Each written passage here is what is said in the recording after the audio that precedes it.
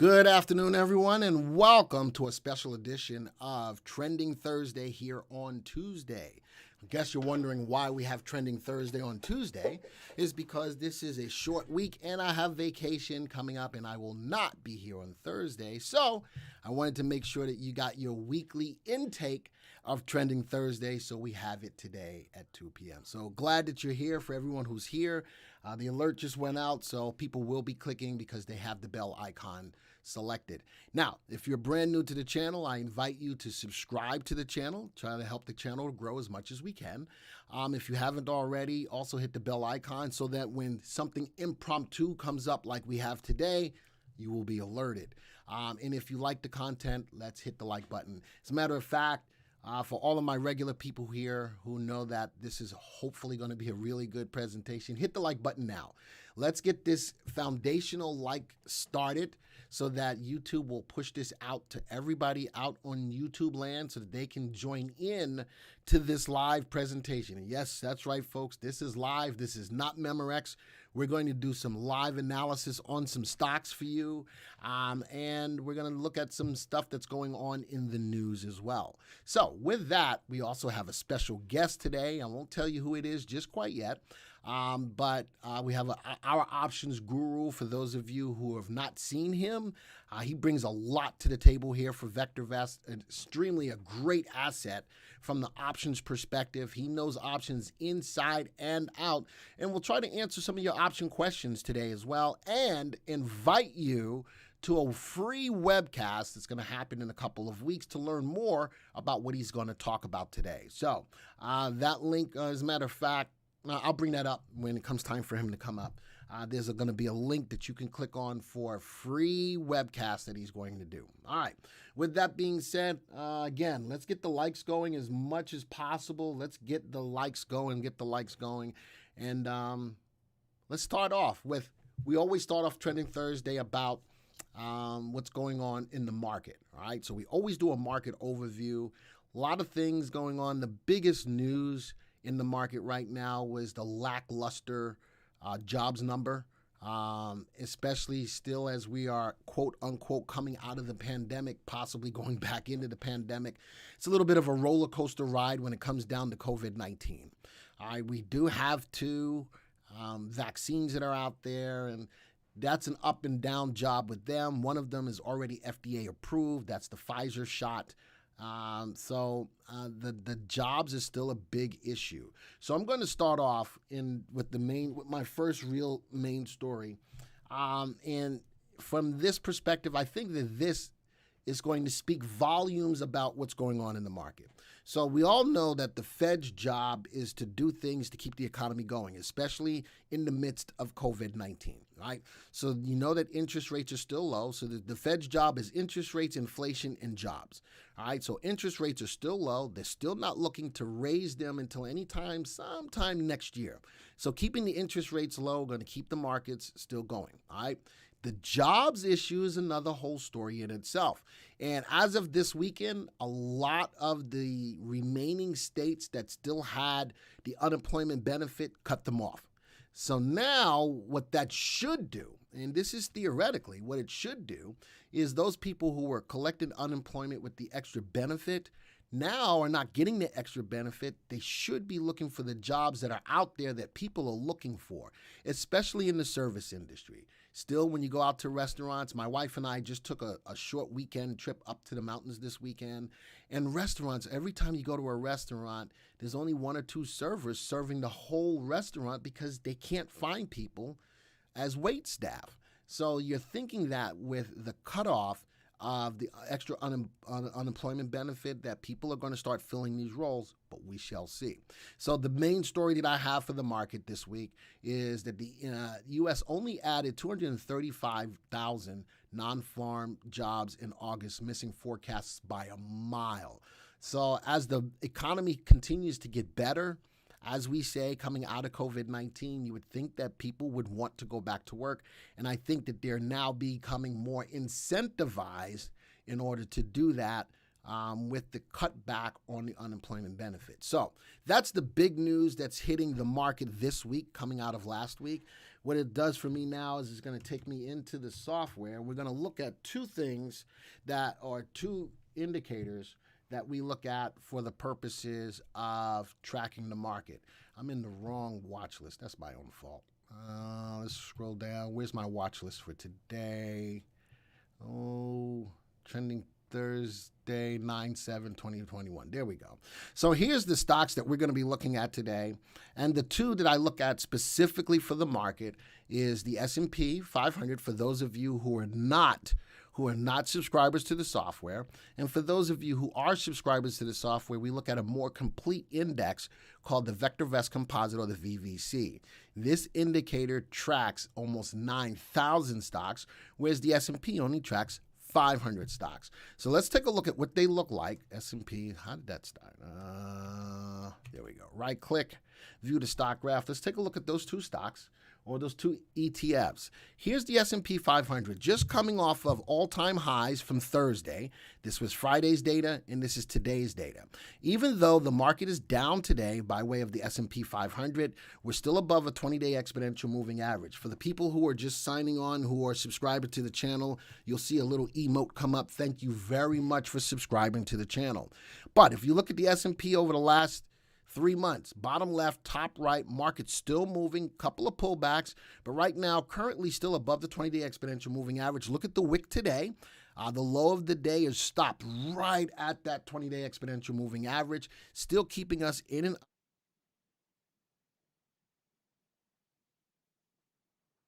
myself. I was trying to turn it open. Oh, okay. Now you can hear me again. Volume for the most part is tailing off just a little bit, slightly under the average volume for the S&P. The MACD is showing still that it's bullish, but look at the pullback. So these are just things to look at, that the market could be getting ready for another little pullback. We're still in a bullish market nonetheless. You'll notice that the pullbacks are very slight. All right. All of them over the last 3 months, pullback, rebound, pullback, rebound, pullback, rebound. And we could possibly be pulling back again, but I think that as long as companies continue to beat earnings and beat revenues, the market's going to still run higher. And the relative timing on the market is tailing off a little bit, so we could be losing just a little bit of momentum. Then we look at the indicator that tracks the movement of almost 9,000 stocks, and we use this for the purposes of market timing because of the sheer number of stocks that it tracks. Equal in the volume, look at that, very steady in the volume. Pull back today, the market is moving down. MACD still, from a technical perspective, still gives me a target or a movement to the upside. RT, though, on the market is still below the value of 1, which tells me that overall the VectorVest Composite, or the tracking of almost 9,000 stocks, is still in a downtrend. A little different than what the S&P looks like, but keep in mind that they do track a vastly bigger number of stocks in the VectorVest Composite. All right, so today is a down day. Always remember, one day doesn't make a trend. The VVC is still above the value of the 20-year exponential moving average, but the same thing, pullbacks, not too harsh, rebound, not too harsh. 5 days down, 5 days down, 5 days down. All right, seems to be the pattern that we're exhibiting when it comes down to the VVC. So those are my two indicators that I look at. Let's go to the home page real quick. On our color guard, for those of you who are subscribers, a lot of yellow, still saying right now it's time to be cautious. We got a red light in the buy to sell ratio. As we move over, we got 100 out of the 9,000, almost 9,000 stocks we track. 1,662 have buys. 1,936 have sell recommendations. So right now we have more sells in the system than buys. The market is showing signs of weakness, and that's where we stand. We have a mixed day in the market, whereas the NASDAQ is up. The Dow is down 0.5%. The S&P is mixed today, and the VectorVest Composite, which tracks the movement again of 8,958 stocks, is slightly down today. So what does that mean for the market? If you're still long in the market right now, it's okay to be. All right. Let your stops manage your trades. This is again, on the 3-month graph, looking at our VectorVest indicators on the subgraphs below. Today is just a down day. I've got a solid level of support on the VVC sitting at 67.51. And if I go put in the S&P 500 again, let's see if I have a level of support there. SPY, see if I have a level of support there. And I'm going to give you a level on the S&P at a level of about right there. 446.91, about 446 right now. We're trading at 452. Again, currently above the 20-day exponential moving average. But that's my line in the sand before the market starts to pull back again. And that's where we stand. So if you're still long in stocks, let your stops manage the trades. If you're going to day trade, make sure that you're buying on an up day. On a down day like today, I would not sell stock shorts, but I would definitely look at country ETFs. So that's where we stand as far as what's going on in the market. It's, again, okay to be long in the market. If you are, just manage your trades. And that's where we stand. Anybody got any questions? Statistics don't support your assumption that jobs aren't filled because people are making so much money on unemployment. Never assume. It's not an assumption, Lawrence. I'm not assuming anything.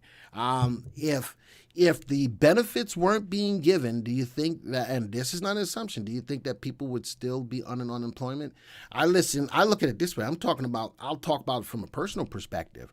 Anytime I was ever on unemployment, I tried hard to get off of unemployment because the money that was given to me on unemployment really wasn't enough to make ends meet. And the reason why we gave the bump up in unemployment was for the purposes of helping people do more to make ends meet. Now, if you take that away, the opportunity to make ends meet goes to the wayside. So it's not an assumption on my part at all. And we're living in a society where human nature is going to take control. If I can make more money on unemployment, why not? Now, once that's gone, what do you have to do? Your thinking changes a little differently, right? So it's not an assumption on my part, and that's the only way that I will answer that question. Could you please increase your volume? So Joey, I'm assuming it sounds better. All right. Anybody have any other questions in regards to the market as I've presented it? All right. And again, we could disagree in what we say, but I will always respect what you say. And again, if we agree or disagree, it's okay. This is a forum where you can definitely give your opinion, and I will definitely listen. All right. It doesn't look like anybody's got any questions in regards to the market right now. So if that's the case, what I am going to do, Joey's going to bring us back up. I'm going to bring on our guest speaker today. His name is Ron Wheeler. He is our options pro, our options guru, however you want to look at it, here at VectorVest. He knows this business inside and out and has a unique way of explaining it and teaching it so that people on any level of options can understand. Whether you're brand new to options or you've been doing it for a while, Ron brings a lot to the table to help you guys better understand options. And every time he's on Trending Thursday, you guys really appreciate it. So I wanted to have an opportunity to get him back on today. He's going to tell you a little bit about what he does and something that he's got going on right now that you may be interested in. And as I mentioned, going to give you an opportunity to tune in to a live webcast of his that takes you deeper into what he does. So Ron, take it away, my friend. All right. Well, thank you, Glenn. And on the course of disagreement, I'm always reminded of what my wife tells me. Of course we can disagree. That doesn't make you right. And it doesn't make me wrong. You're just wrong. So that's how it is in my family anyway. Wow. She's the expert. And since I like my wife, I think she's pretty cool. I'm going to go ahead and keep her around. So I just say, okay, whatever. And just don't say anything. There you go. I'm a good boy. I'm a good boy. Well, as Glenn mentioned, what I do is I'm an options trader. Most of you guys know me and ladies know me is from being on Trending Thursdays with Glenn. And I appreciate Glenn letting me back on here again. And what I wanted to talk to you guys about today was one of the primary things that I do. The thing that, I hate saying it like this, but the thing that makes me the most money. And as maybe you guys know or don't know, I'm a spread guy. I love trading spreads. I buy calls, I buy puts occasionally, but what I really like to do is trade spreads. And primarily, I like to do income, what I call credit spreads, income credit spreads. Now, a credit spread is simply this. We call it a credit spread because when you place the trade, you actually get paid. You're selling something, so the broker actually pays you for that transaction. Now, it's not like when you sell a car and you sign the title over and all that stuff and you're done. When you sell an option, you have an obligation that you may have to take on of usually, buying a stock or selling a stock. Now, in 15 years of doing this, I've never actually had to perform a stock transaction, so I don't ever actually do that. I'm primarily options when I do trades. Now, the reason I like to do these types of credit spreads and the reason why I call them income trades is because income trading to me is when you can find a good stock. I'm in Costco right now, Adobe, Net, I think it's Cloudflare or something like that, whatever that stock company name is. What other trades do I have on? Actually, let me look at my brokerage screen real quick. I have Tesla. I put a Tesla trade on today. So what I like to do is I like to do credit income spreads on these. Now, if you buy 100 shares of Tesla, if the stock goes up, you make money. If the stock goes sideways, you don't make any money. If the stock goes down, you lose money, right? Now, typically what I hope most of you do is if you bought 100 shares of Tesla, you would put a stop in there. All right, Tesla right now is trading at, let's take a look here. And the chart is not all that important, but Tesla right now is trading at $752.29, 26 cents, 14.11, 21.8. You get the idea, right? It's trading for about 752.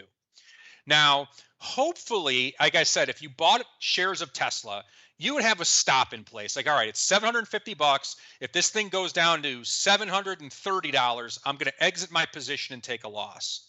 Well, what I like to do as an income trader is I identify options that have a low statistical probability of finishing what's called in the money. My option selling is all about selling out of the money options. So if I think a stock goes up, I sell a put, right? Because a put is below. So I don't want the stock to go down to that level of put. So on something like Tesla, for instance, the Tesla's at 752. And I'll just tell you what I did today. I did a spread at 720. So I sold an option at $720. That's my strike price. So if Tesla stays up above $720 a share over the next probably 4 weeks, I will make money. Now, if Tesla goes up over the next 3 or 4 days, I will make money a lot faster because I want this thing to go in my direction to make money.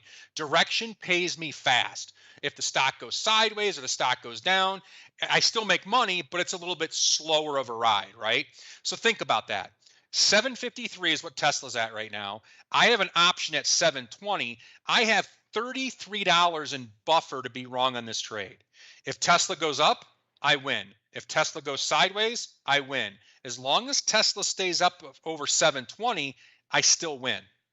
Now, where some of you would be taking your stop, I still have a winning trade going on. Now, I do this type of trading in all different markets. I do it for stocks. I do it for equity. I do it for ETFs. I do it for cash indexes. And that's really what I want to focus on today. Because one of the things that people tell me really the most is that, Ron, how much time does this take? When you're trading stocks and you're looking for the right stock and the right option candidate. Now, listen, if you have the right tools like VectorVest and Options Pro, I can show you proper trades in about 15 seconds. I found Tesla using our new spread selection tool and basically told it, I want Tesla at a 3-to-1 or better trade at October expiration, give it to me. And it gave it to me in like 5 seconds. I knew exactly what trade to take. Now, if you don't have the tools for that, it can be a little bit more tough, right? Because you got to go through all the stocks, then you got to go through the options, make sure the options have enough open interest, then find the right option to sell, match it to the graph, make sure they're overpriced, make sure the risk reward is good, because that's one thing that I'm leaving out. One of the biggest things that plague option sellers is risk and reward. Okay. Too many option traders out there, they take trades that they can make, let's say $500 on. But then if the trade goes against them, they lose $4,000. You can't make money doing that. Now, in case you guys are interested in my Tesla trade, I took the Tesla trade today and I took and you can look this up later. You don't need to see the risk graph or anything. I did a Tesla trade at 720 and 715. So I sold a 720 put, right? Now you can sell that option naked if you want to. I don't like selling naked. I like buying insurance legs because the insurance leg, what that does is it provides a couple protections. Number one, it provides margin relief. I don't have to put up a ton of money to take that trade because I have protection now. That long option by buying a put, that tells the broker, hey, you have a limited risk trade now. It also protects you against high volatility. If you have a point like COVID last year, 2020, where volatility goes to like 50-year highs, if you have naked options during that, that's a serious problem if they go against you. Because what you could lose $1,000 on is all of a sudden an $8,000 loss because of volatility. So that long option hedges me also against a rise in volatility. So I think it's a good thing to do.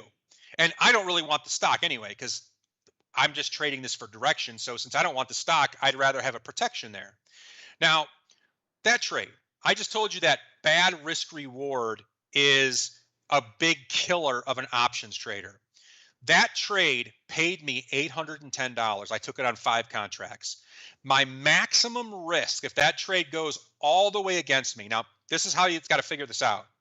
If Tesla tomorrow were to drop to $600 a share, if Tesla tomorrow drops to $600 a share, I would lose $1,690. Okay. That's the maximum risk that I have on that trade. I have never, ever lost a max risk on a trade. And ever. that's huge, folks. Right there in and of itself is huge. How much money he could make on the trade, and then how much money. Something to just keep in mind. All right. So it looks like Ron. Exactly. There he is. He's back. There we go. All right. I was just here for you. But that's huge. In the world of options, that's huge. And learning how to play options becomes a big role in what you want to try to do. All right. Can you hear me now, Glenn? Yes, sir. Okay, cool. Yeah, for some reason, my internet's being really weird today at home. I've had 2 classes already. This is my 3rd thing I class later. Hopefully it doesn't do this all day, but all right. Now, that's if the trade went all the way against me, right? So a lot of people always get concerned about, Ron, what if the stock gaps? Well, Tesla's never, fingers crossed, had a gap where it dropped from 750 to 600, okay? What I plan to do in this trade, if this trade goes against me, I will exit the trade when an option goes in the money. I sold an out of the money option at 720 on Tesla. If Tesla falls to 720, I exit the trade. It's one of the things that newer option traders, or a lot of people that don't have experience with options, they start not understanding. Options trade like stocks. You can buy a stock, you can sell a stock. I can buy an option, I can sell an option. I can write an option or sell an option, and I can exit that option later on in the day if I want to. Now, if Tesla drops to $720, I am going to walk away from this trade with a $440 loss. So I can make up to $810 and only risk $440. Now that trade statistically gives me a 67% chance of success because I can still make money as long as Tesla stays above 720. So I have a really good trade. Now, why did I go all into that, right? The reason I went into that is because one of the hurdles is finding these good stocks. Now, over the last 15 years of my options trading, I trade 2 different things. I trade stocks and I trade S&P 500 index. Now, there has never been a year, and I don't want to downplay stocks too much. There has never been a year where I've made more money trading stocks than I've made trading the S&P 500. The S&P 500 has always been a very good return for me, averaging 20+%. Now, I've had years where I've had 50, 60%. I've had years where, like in 2018 was my worst year ever, and I made like 9%. This year, I'm only up about 14% on trading the S&P 500. So this is going to be one of those years, right? And I love these years. In December, I'm going to be talking about I'm talking about doing S&P options trades, and somebody's going to come to me and say, well, Ron, if you would have just bought the S&P on January 1st and held it till December, you could have made 25, 30%. You could have done that. Well, if you could tell me that in January, that would be a lot better because it would have saved me a lot of time this year. You know?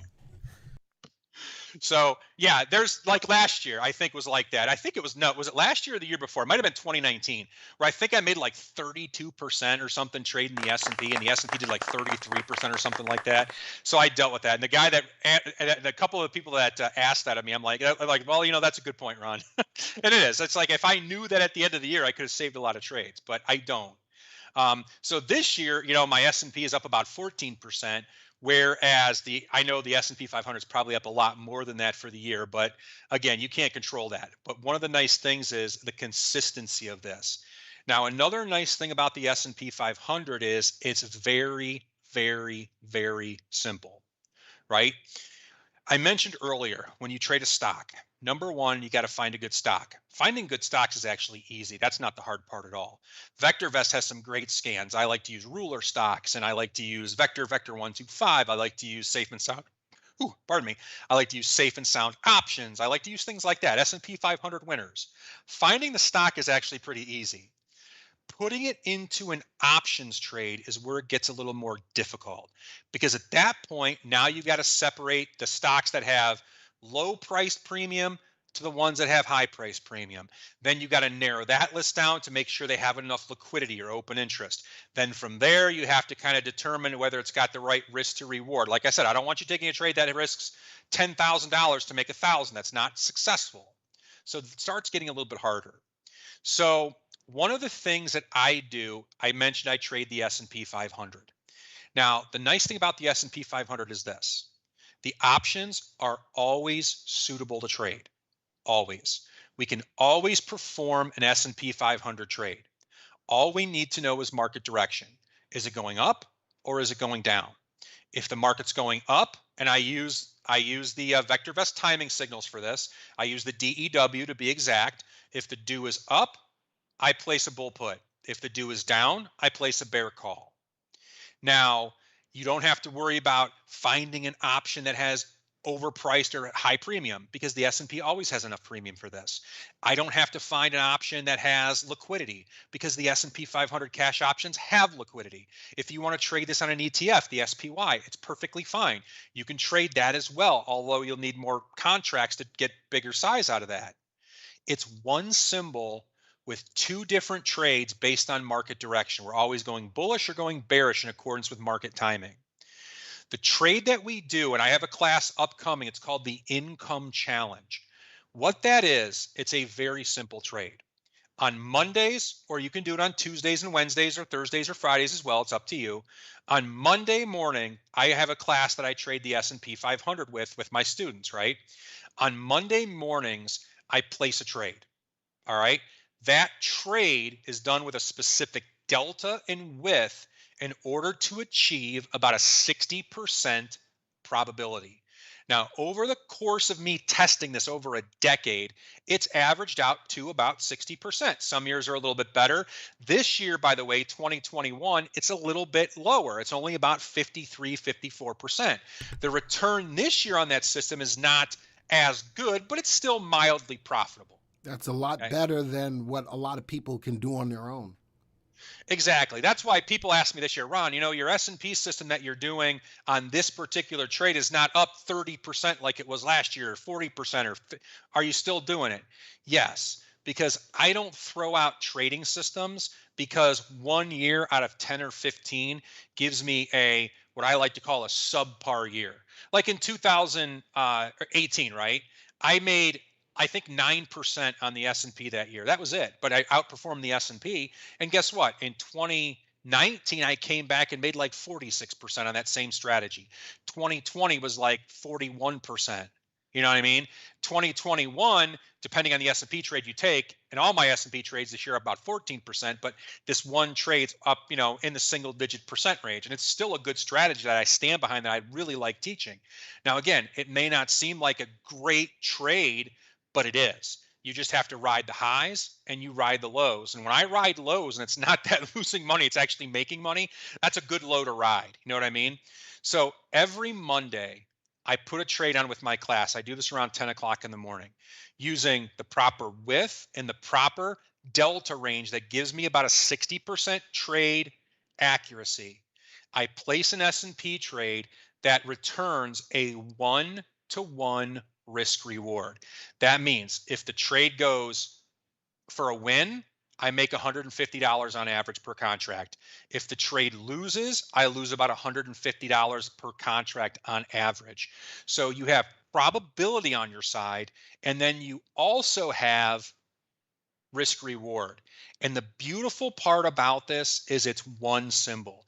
You don't have to spend a lot of time doing this. This is something that you can do alongside of your already investments that you do with VectorVest. You got RoboTrader going, maybe you're managing a good RS portfolio, you're doing that, but then every Monday at 10 a.m. or 11 a.m. or 9:30, you can do one trade that might take you 5 minutes to create an additional income source for you. Now, what Glenn's got on your screen right now, this is the how you can generate consistent monthly income. So if you go to that link, I think we'll put that link on YouTube or something, Glenn. I'm doing it right now. Awesome. So you can go to that link, and then you'll get to this thing, and you can click on download. I'll just click on that real quick.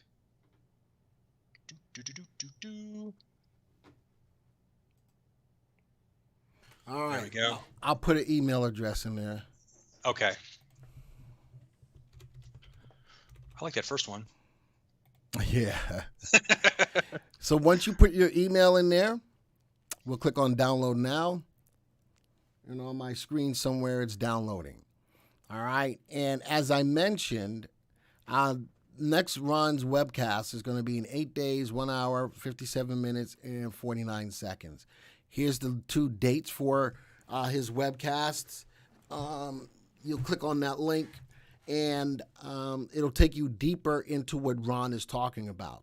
But it will read down below, why it's important for you to attend a free webcast. Most investors only dream about generating income. Ron, I'll let you read through that and let you go. You can see it, right? Sure. Yep. And most investors only dream about generating income in the market. They never take that first step. Well, this is the first step. The first step, take a look at that income challenge. Okay, it's called the 14-day investment income challenge. And the reason why we call it 14 days is because we're going to teach you the entire concept in 14 days. It's not something that takes a lot of time to learn. You're not going to be in a class where you're learning about delta and gamma and all the different spreads and volatility. You don't have to learn that stuff because the S&P is so simple.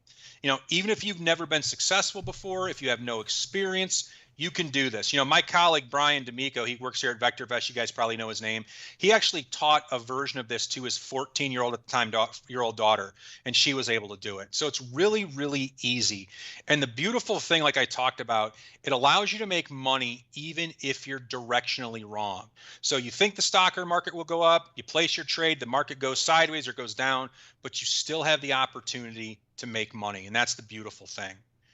And Glenn, again, this webcast, as we just walked you through it, when you're ready to claim your spot, after you've done this, you're ready to claim your spot, click on Claim Now.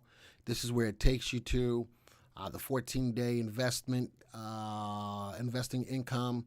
You put in which date you want to take. They're both at 4:30.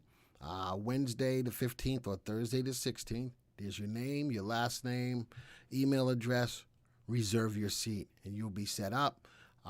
We'll send you an email when it's time, and you can listen again to more of what Ron is talking about. So I just took you through the whole process of clicking on that link, and it's free, folks. It's free, and if you want to learn how to successfully,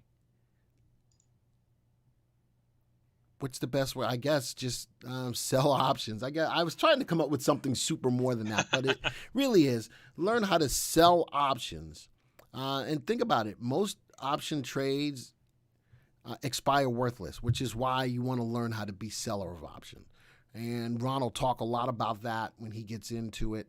But the link is in the chat. Joey's put it back in the chat again. But I've walked you through what it looks like. Can you post the link? Yeah, Joey's taking care of it again for you.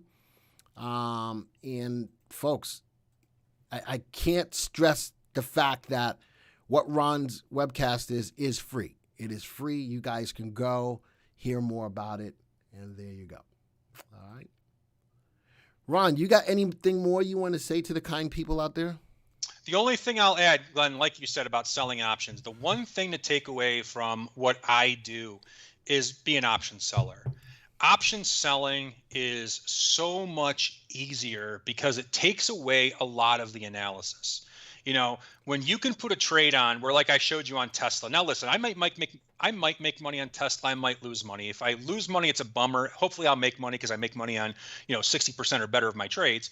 But the nice thing is I don't have to sit there and try to find support levels and resistance levels. I don't have to learn things like I used when I was a day trader, Gann and Elliott wave and Fibonacci and all that stuff, which, by the way, I love. But it's so hard for people to learn that stuff. And, being an option seller just gives you room to operate, whether you're doing it on a stock like Tesla or make it easy like the S&P 500. But the one thing I will tell you is this: if you want to get started by being an option seller, my advice is to kind of watch what we do at the S&P 500. So that class that's coming, next week, which I'm glad you pulled that up because I didn't know the dates of my classes next week. I had no idea. So it's always nice to know when I'm going to have to do something. I'm sure I have an email about it from somebody, but S&P is always a good place to start. Once you get comfortable with the S&P, then you can take that concept that you use and then you can branch out and trade anything you want. And it's such a nice passive thing. And with the right broker, like if you have Thinkorswim or Interactive Brokers, you can actually make this almost automated to put an order in there to take profits, an order in there to get you out if the trade goes against you. So it can almost be an automated process, which is awesome. And that's to answer Colin's question. Should I try to automate my day trades? That's another story for another opportunity. I won't go into that today. There's a way that you can do it through VectorVest, but I won't cover that today, Tony. That's a whole lot of other stuff. All right. So, Ron, can you bring – I'm going to hit that one. Ron, thank you so much for being here. Thank you. I appreciate it. Folks, if you haven't already, please hit the like button. Ron brought, that's why I put Bron. But Ron brought some cool stuff that many of you didn't know that you could do, or maybe are opening up the doors to a better understanding on how to be a better seller of options. And Ron talked about what the risk reward was. And even if the trade went against you, how you could limit how much you lose. And a lot of people just learning how to play options don't understand that, and they lose a lot of money in options trades, and then they hate options for the rest of their lives. Ron is here to at least dispel some of those things, to give you an understanding that it's not as hard as you think, and everyone can do it. All right? And everyone can do it. All right. With that, Ron, thank you so much again for being here. Appreciate it. I look forward to having you here again sometime in the near future. I think the VV Nation does like having you here, so we'll do it again. Let me see the likes. Did the likes go up? Let me see the likes. Put those hands together by way of showing the likes to what Ron showed today. I think that you all could walk away with a better understanding, and that's what Ron was supposed to do, and I think he did an outstanding job of that. All right, my friend. All right, so as Ron goes away, I don't mean that in a bad way, but as Ron goes away, we are going to continue on with the rest of Trending Thursday. I've got a couple of other stories that I want to cover for you today. And again, if you haven't already, please, please, please hit the like button. Learning options is something that you actually need to have in your tool belt. You need to have in your tool belt to be successful in trading in the market. All right, so we're going to keep on. As I made mention last week, I was supposed to do infrastructures last week, but I didn't. So this week I am doing them. I'm doing infrastructure stocks. So I was out, I'm looking around, and I found an article on Investor Place that said 7 infrastructure stocks to buy as the $1 trillion fall flows in. Now, in here, it gave me 7 stocks, one of them which I could not find, which was, I think, USCR. For some reason, I don't have that in the VectorVest software. I got to get it added and put into our watch list for infrastructure stocks. So we're going to look at 6 of these stocks. This is what they brought out. We're going to use the VectorVest system to analyze them to see if these are the best stocks to take a look at. Now, before I do that, let me get back into the VectorVest software real quick. All right, as I do that, for those people who are subscribers to the VectorVest software, if you go to the Viewers tab at the top,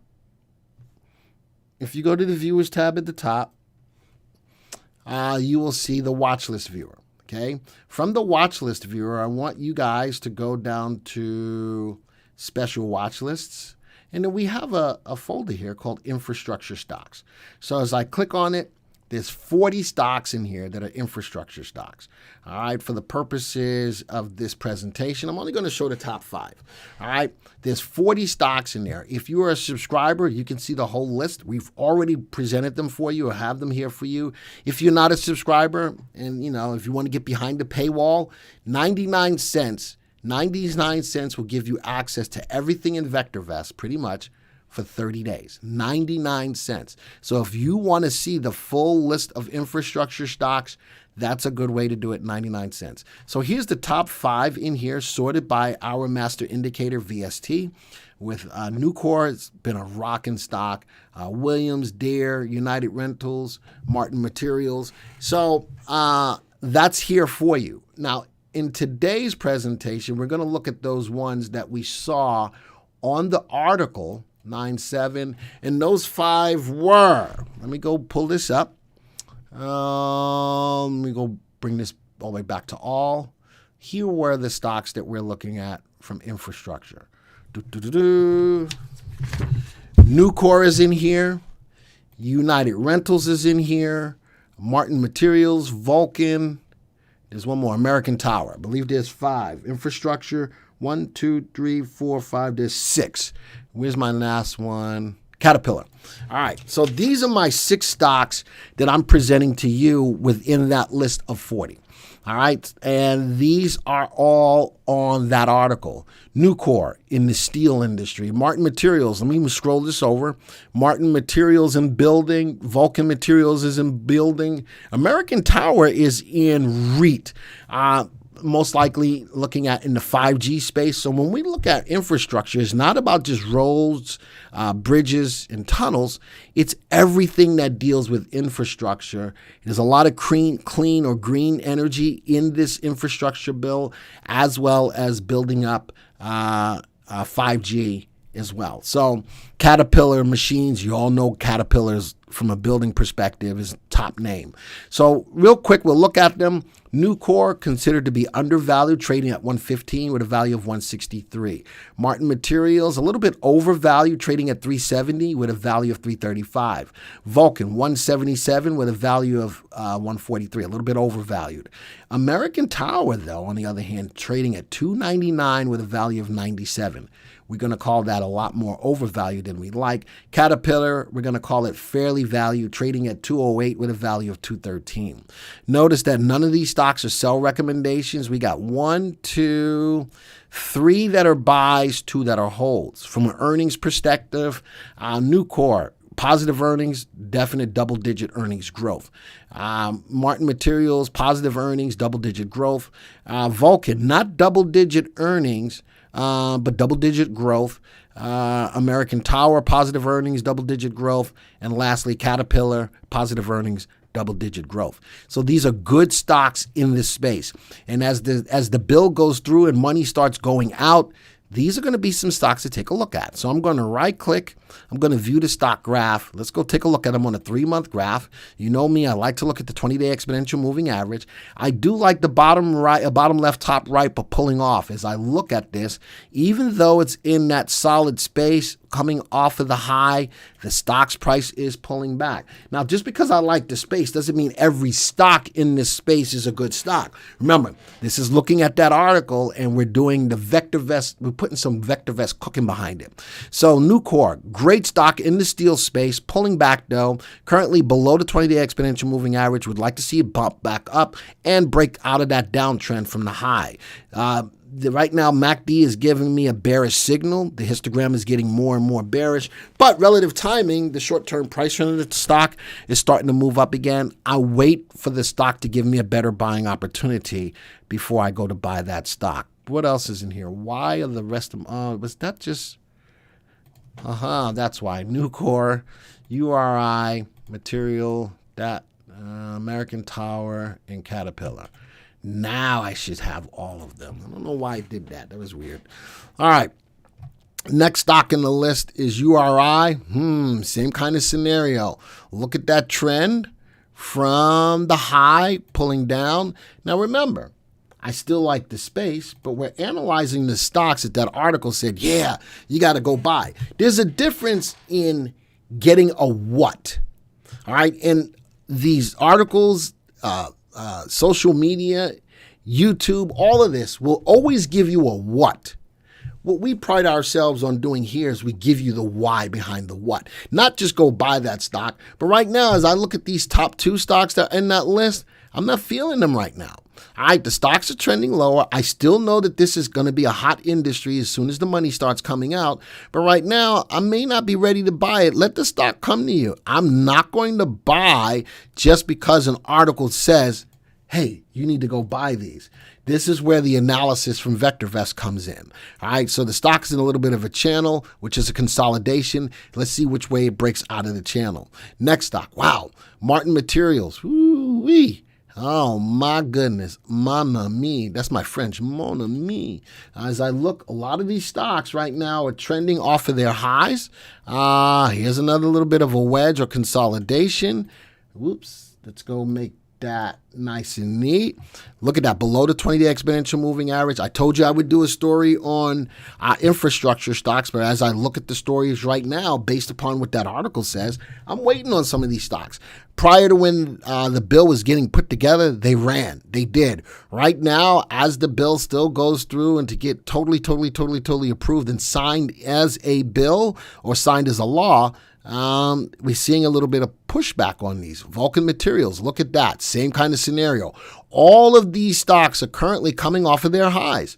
All right, as we get closer and closer to fruition, all of these stocks are pulling off their highs below the 20-day exponential moving average. But American Tower, on the other hand, nicely above. Look at the bottom left to top right, and this is what analysis will do for you. I can take that article, look at the stocks, and now make a better decision on which ones I want to take. Now, keep in mind, this is a little bit of a hanging man formation. This could be a change in sentiment. The wick at the top, the bottom of the candle, right at the 20-day exponential moving average. Volume has been pretty steady.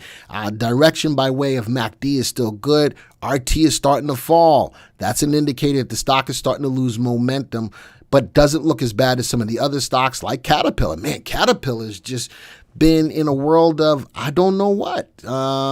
Caterpillar is a solid company, all right, with a relative value above 1, relative safety above 1. It's just not in an uptrend right now with relative timing below the value of 1.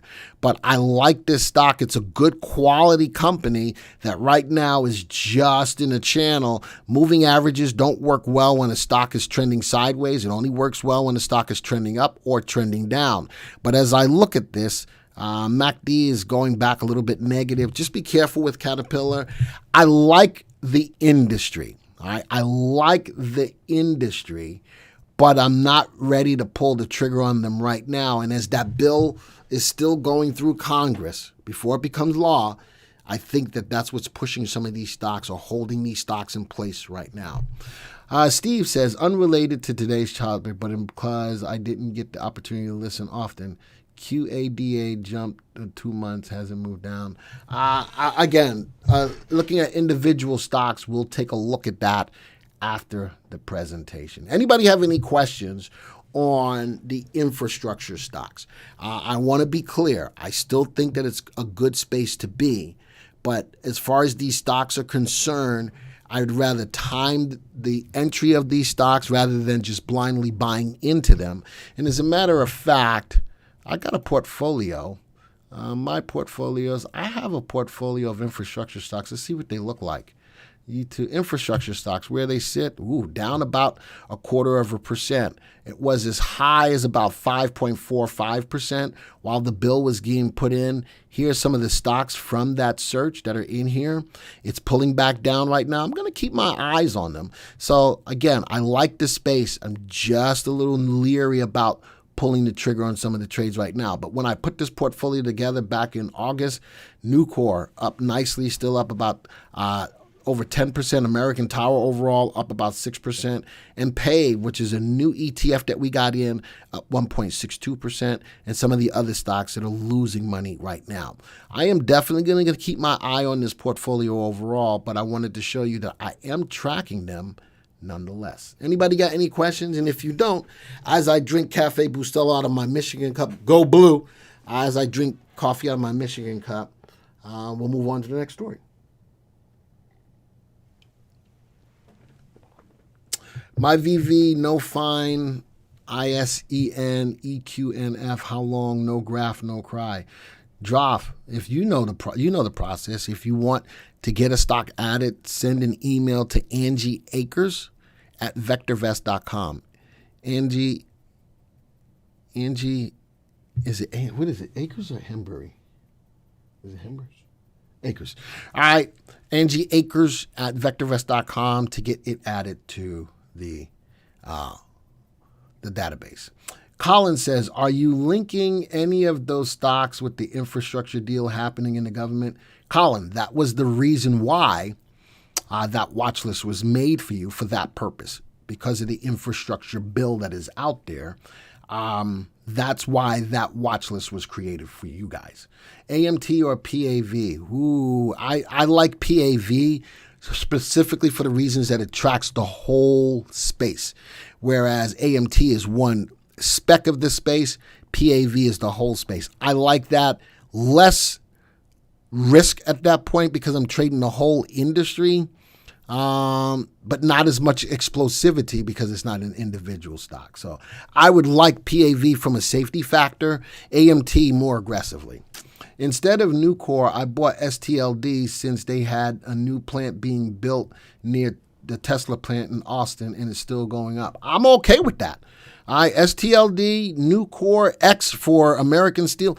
Any of those steel companies are going to be able to vastly take advantage of this infrastructure bill. So any of them you want, and do your work, whether it's Nucor, whether it's STLD, whether it's X, take a look at any of them. I think that they will all do well. Regarding AMT, how much weight do you put in the fact the value is so much lower than the price?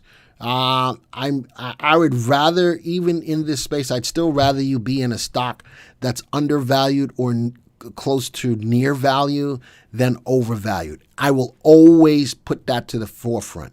I'd rather have you in a company like Nucor that's undervalued rather than having you in a company that's overvalued. Now, the other side of that, though, is look at relative value. If relative value is above 1, the stock's got a good potential to outpace the market.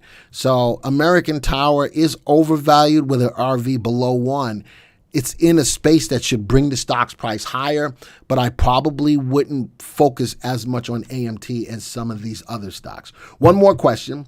Glenn, I was looking at Nucor. Why doesn't VectorVest allow the industry RT ranking to be added to their graph? Because you're not looking at it, you're not looking at the industry. You're looking at a stock. If I want to look at the industry, if you look at Nucor, if I want to look at the industry graph, I can right-click, view the industry graph, and from the industry graph, if I want to put the RT ranking on the industry graph, I can do that by going to add parameter, capital appreciation. There you go, John. RT ranking, if I want to put it on the graph, I can.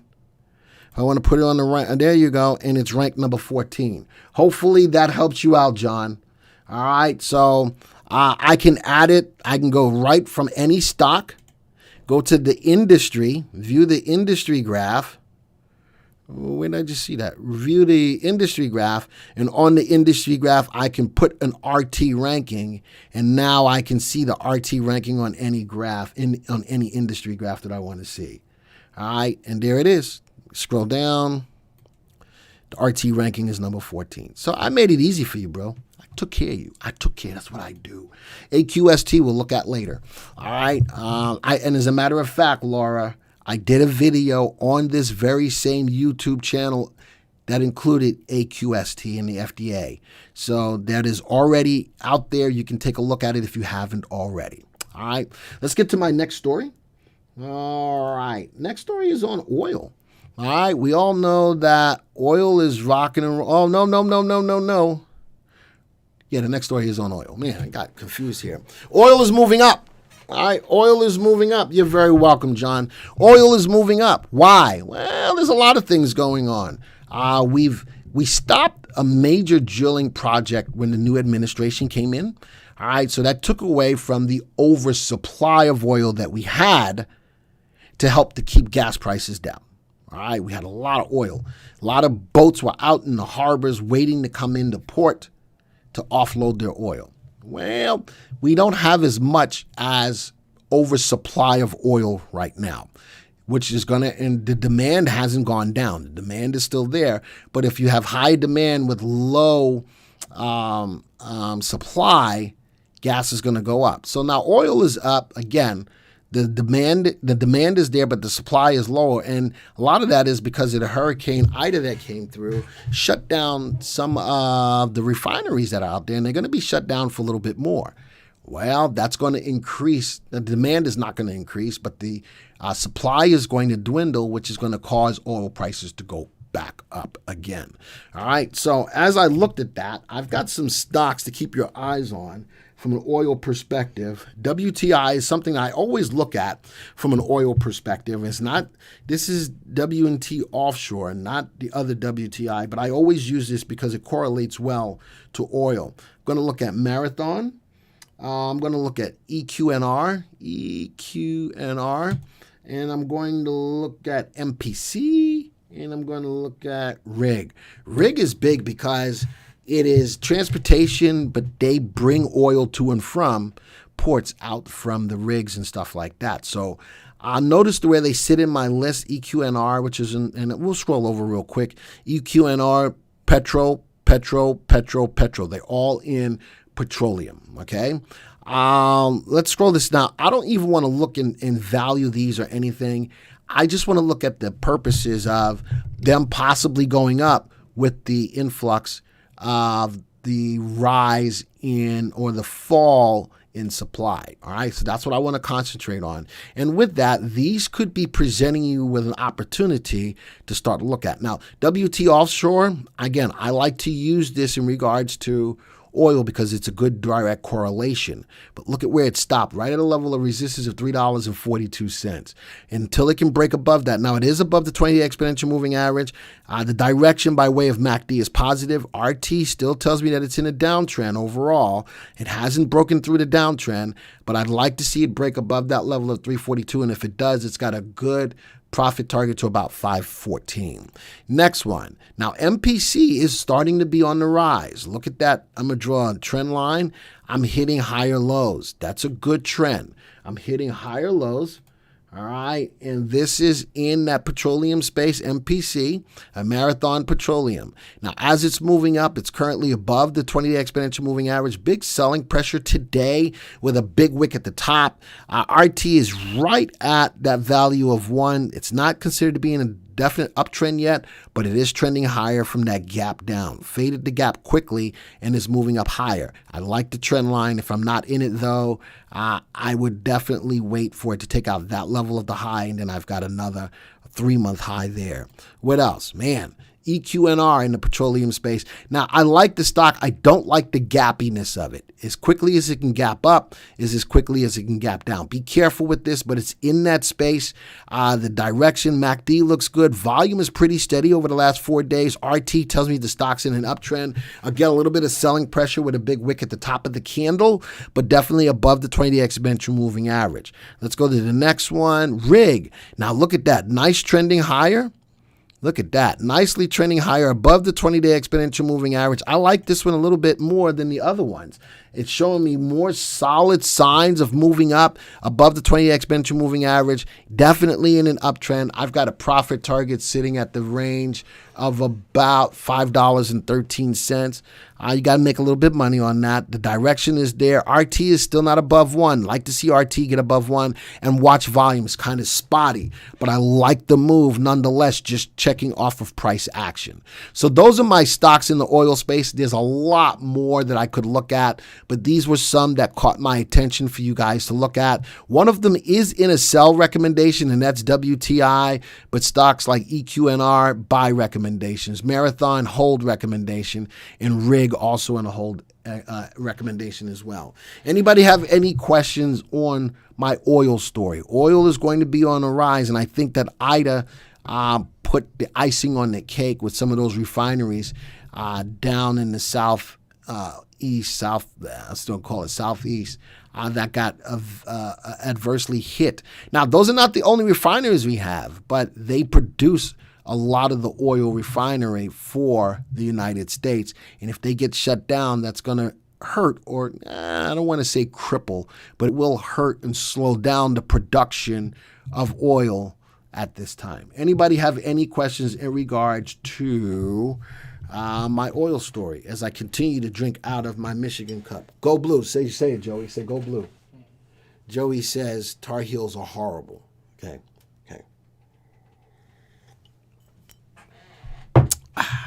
All right, if there's no stories, if there's no questions, we're going to get to our next story. Go back to the web. I did do that. There we go. You know what else? You know what else is hot and heavy? And somebody else want to tell me what industry you think right now is a hot and heavy industry. It's hot and heavy. Let's go see if you guys can come up with, I want to hear what you've got to say on what industries are moving right now. What do you think is one of the fastest moving industries right now? I've got one in particular that we're going to talk about in regards for my stocks of interest this week. You tell me. I'm going to wait for you to come up and what industry do you think? There we go. Retail, that's a great industry. Coronavirus, that's always a hot industry, especially knowing what's going on with the Delta variant. And now they got another variant that's coming out. I don't know. You know what the letter is for the variant that's coming out right now? No, there's another variant. There you go, Julian. Julian is right on track with what I'm going to do today. Uranium stocks. That is a hot industry. How did you know, Julian? EV is slowed down a little bit, Eric. Funeral services are the number one industry right now. And, it kind of sucks. I hate that's such a morbid industry, but it is a hot industry. It is definitely a hot industry. But what I'm taking away from this today is going to be uranium stocks. And I've got a couple of uranium stocks on my stocks of interest that I want you to pay attention to. ISO Energy commences drilling to expand Hurricane Zone and explore La Roque. I think that's French. Can somebody tell me La Roque? Maybe it's La Roque. East Project provides Geiger drilling update. So uranium is a big deal. Right now, is pleased to announce the following completion of drilling at its Geiger property. Drilling has commenced at its 100% owned La Roque East project. Blah, blah, blah. It talks a little bit more about the work. Blah, blah, blah, blah, blah, blah, blah, blah, blah. All right. We're going to take a look at that stock. And the other stock that I want to take a look at is CCJ. All right. I think that this is another good stock, Cameco, in this space for uranium. Cameco was on fire this week, gaining 24%, making it one of the biggest weekly gains for the stock this year. There's so much happening in the uranium industry that bulls and Cameco haven't been this excited in a long time. So I'm thinking, this is another stock in the uranium space that I wanted to keep my eyes on. So I'm going to minimize that, go back over to here. My two stocks here are CCJ, look at that, the top 3 out of 14, and the last one is ISO Energy in the top half of these stocks. Now, both of these stocks tend to be overvalued. Remember, uranium is still I'm going to call it more speculative because it's either up or it's either down. When it's up, it's rocking and rolling. When it's down, it's getting downright killed. One is a buy, CCJ is a buy, Cameco is a buy, and ISO Energy is a hold right now. Let's take a look at both of these stocks in an industry that's starting to rise. All right, industry, wow, look at CCJ. Good, Gordon Gin. Stocks prices kicking butt, taking names on good volume, above average volume, and look at that RT. This stock is kicking butt and taking names. I like this stock, and if the uranium industry is on the rise, here's a stock that you can keep your eyes on. And the second one, same kind of thing, is ISENF. ISO Energy, above the 20-day exponential moving average. Volume is pretty steady from a directional standpoint. MACD looks good. Stocks RT is above 1. It is coming off Friday's high, so just watch it. But both of these stocks in the space could be stocks for you guys to keep your eyes on.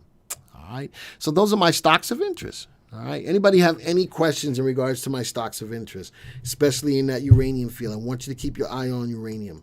I want you to keep your eye. Natural gas, I didn't do any story on natural gas. And that could be covered under energy, whether it's coal, whether it's oil, whether it's natural gas, whether it's solar, wind. Energy can encompass on all of those things. But specifically this week, I wanted to talk about the rise of oil. I like selling covered calls as a hedge in the position I have. Absolutely. All right, if there's no questions on my oil story, then let's get us prepared. Where's my list? No. I got to find it now. It's at the bottom somewhere. Trending. Watch list 6-2. Weekly watch list. Here we go. So you know what time it is? Let's go take a look at your stocks. Start typing them in the room.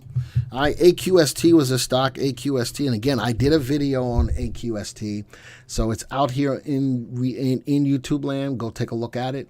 But let's go see BTU. I will take a look at BTU. What stocks are you looking at? Now, today, if you guys got the case of the Mondays and you don't want to look at a lot of stocks, that's okay with me too. But I want you to put your stocks in here. Let's go take a look at the stocks that you're interested in. We do this at the end of every session. TQQQ, okay, TQQQ, Apple. I own Apple. I own me some Apple. Disney, good stock, All right, and again, today may be the day that you guys may be asleep, and if you sleep, that's okay with me, because I'm finna go on vacation. Ooh-wee. Hut is a great stock in the crypto space. I like that stock. AP Alphria, what is that? Amphenol. Tesla, Disney is already up there, ARLP, FXI, Tech, what is TECL? The tech stock, sort of like, what's my other tech stock? Socks, sort of like socks.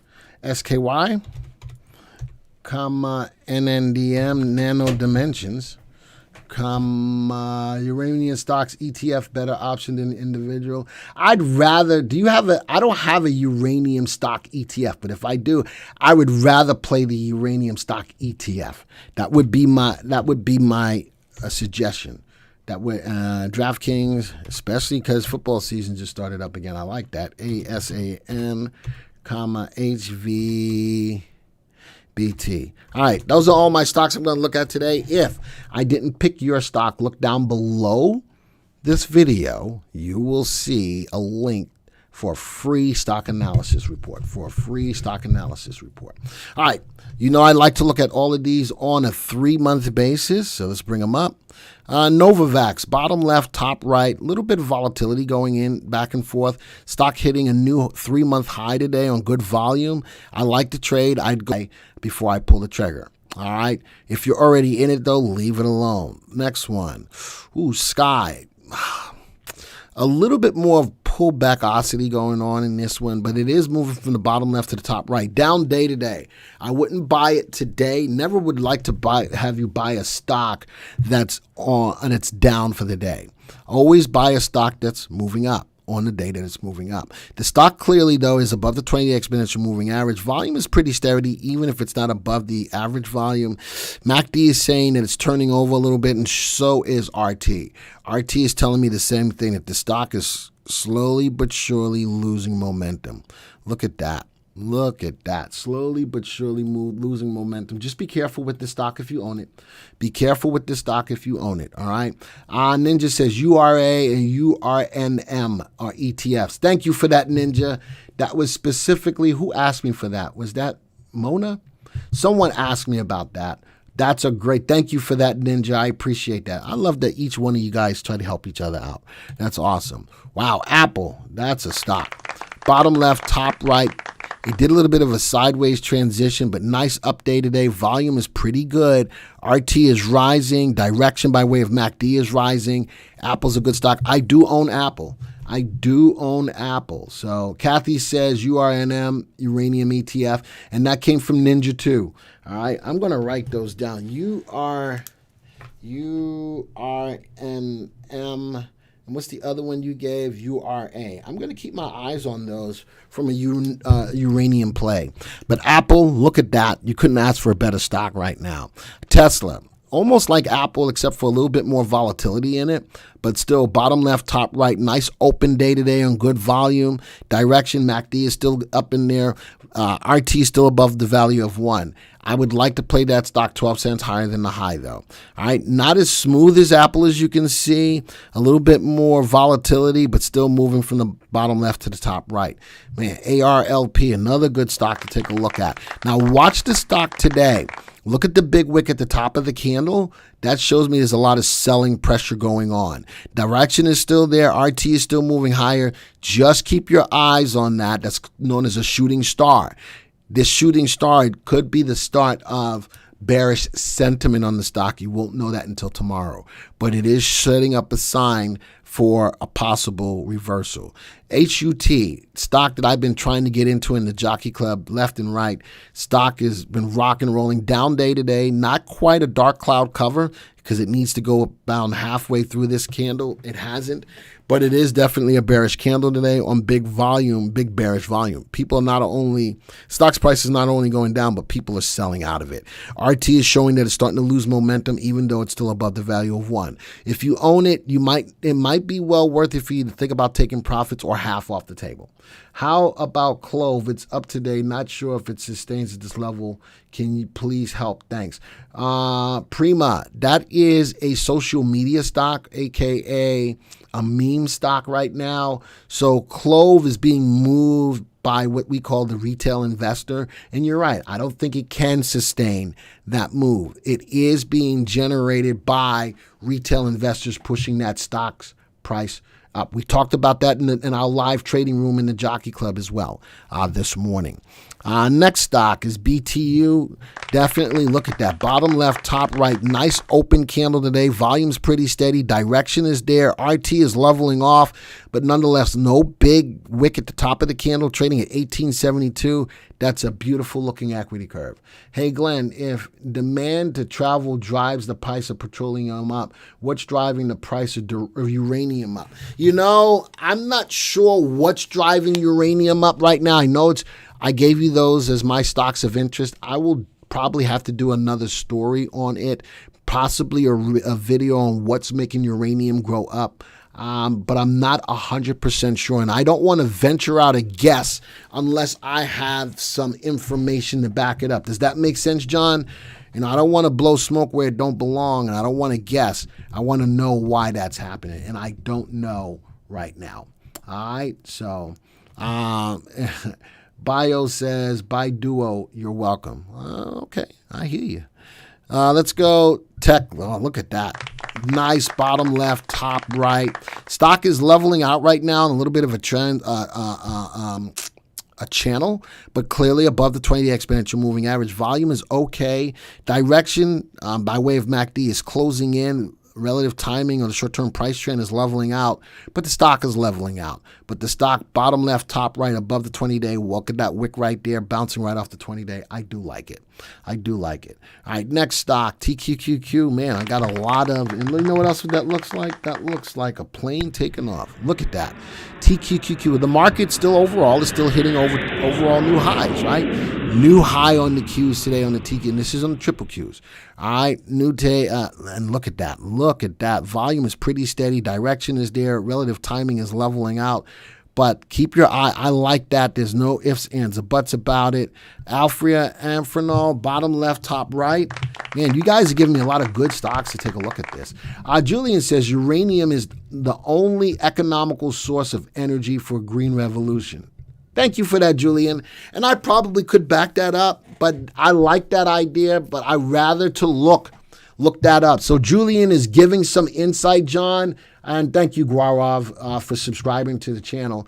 I like that, Julian. I just want to make sure. And before I go put that out there, it makes sense, but I want to take a look at it. All right. So Julian is helping you out, John. All right, giving you some answer. I didn't have one to really give to you. Asan, look at that. That looks like the train.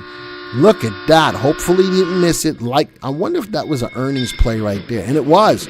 Look at that big jump up, earnings. Stock's price still moving higher. Watch volume, though. Be careful with that. When I watch a stock's price moving up like that, I'd rather see volume moving up with it as well.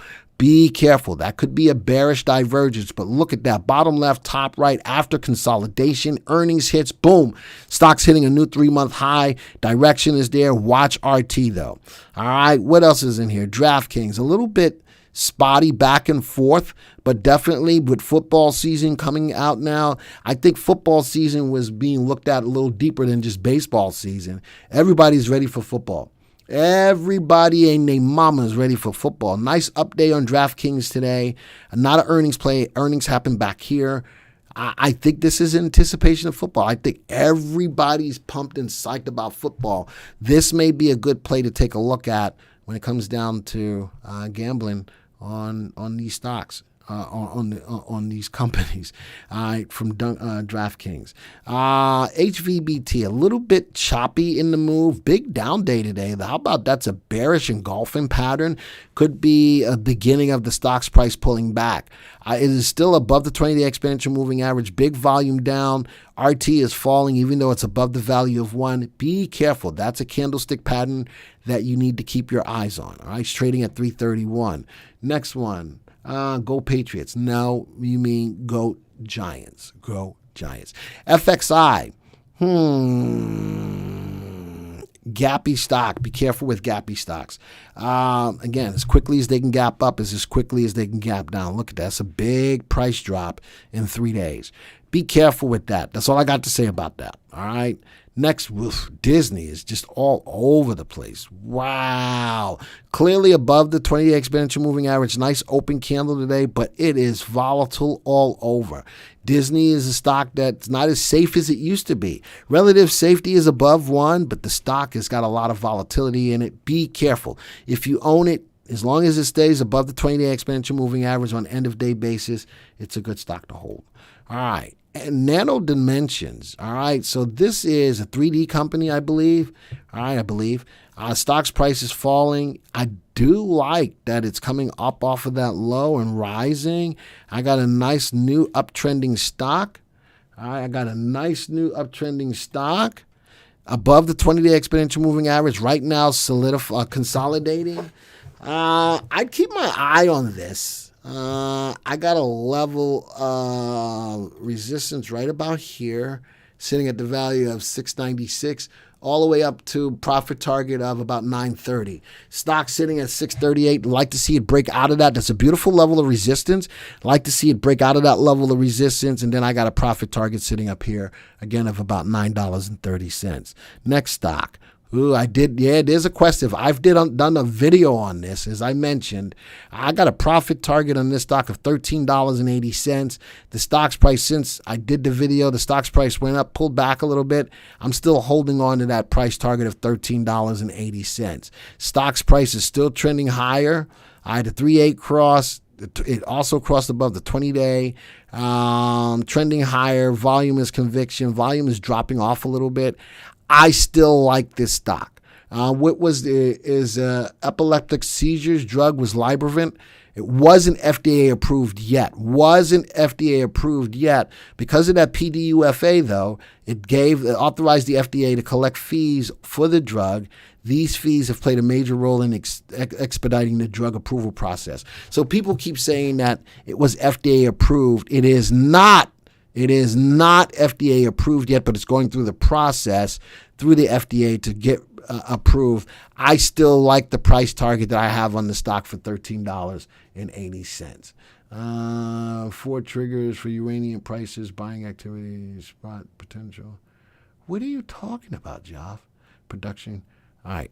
Anyway, and my last stock that I got in here. Wow. MTTR. Ooh, I don't know what happened right there. Whatever it is, that's bad. That's a big, bad down day on the stock. But even with the big fall, the stock's price is still above the 20-day exponential moving average. That's important. All right, that's important. The RT is falling. MACD is still bullish but falling. Just be careful if you own that stock. If it closes below the 20-day exponential moving average on the end-of-day basis, you probably want to take that off the table. All right, I'm done for today, folks.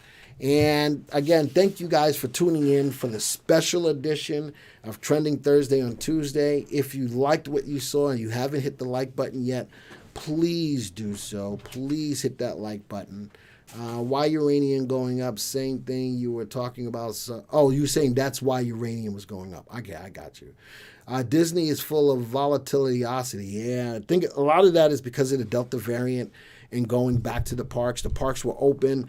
I don't think they have the parks as fully open as they were earlier this year. Joey went at a good time where the parks were. But Joey said when he went, it was standing like shoulder to shoulder every night to watch the fireworks. So I'm thinking that they're curtailing the amount of people who can come based on the COVID variant.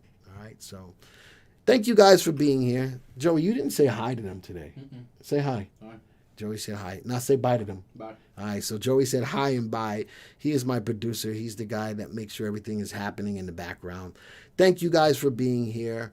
If you haven't already as well, subscribe to the channel, hit the like button, all of those different things. Always hit the bell icon as well. So until next week, folks, I will be back at my regular time next week on Thursday. So until the next time, adios, arrivederci, ciao, au revoir, sayonara, aloha to all my peeps in Hawaii. For all you guys that are in the Louisiana area or New York, keep your heads up. Ida caused a lot of problems. All right. Salam, shalom, namaste, yasu. Until next time, folks. See ya.